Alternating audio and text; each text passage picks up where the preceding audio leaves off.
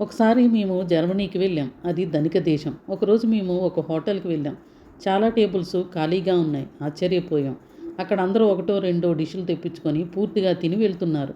ఒక మూలన టేబుల్ దగ్గర కొందరు వృద్ధులు ఒకే డిష్ తెప్పించుకొని అందరూ కలిసి పంచుకు తింటున్నారు. ఇంత ధనిక దేశంలో ఇలా తింటున్నారేమిటి అనిపించింది మాకు. మేము మా స్టేటస్కి తగినట్టుగా రకరకాల డిషెస్ తెప్పించుకొని తిన్నాం. కొన్ని నచ్చలేదనో ఎక్కువయ్యాయనో వదిలేశారు మా వాళ్ళు. తెప్పించుకున్న దాంట్లో మూడో వంతు వదిలేశారు మా వాళ్ళు. మేము లేచి వెళ్ళిపోతుంటే అక్కడ ఉన్న ఒక వృద్ధ మహిళ మా దగ్గరకు వచ్చి, అలా వేస్ట్ చేయకూడదు అంది. మా ఫుడ్డు మా ఇష్టం అని మా వాళ్ళు కొంచెం రూడ్గా మాట్లాడారు. అందుకు ఆ గ్రూప్ అందరికీ కోపం వచ్చింది. వెంటనే ఫోన్ తీసి ఎవరికో ఫోన్ చేశారు. పోలీసులు వచ్చారు. జరిగింది విన్నారు. 50 యూరోలు ఫైన్ వేశారు. మాకు చెల్లించి వచ్చాం.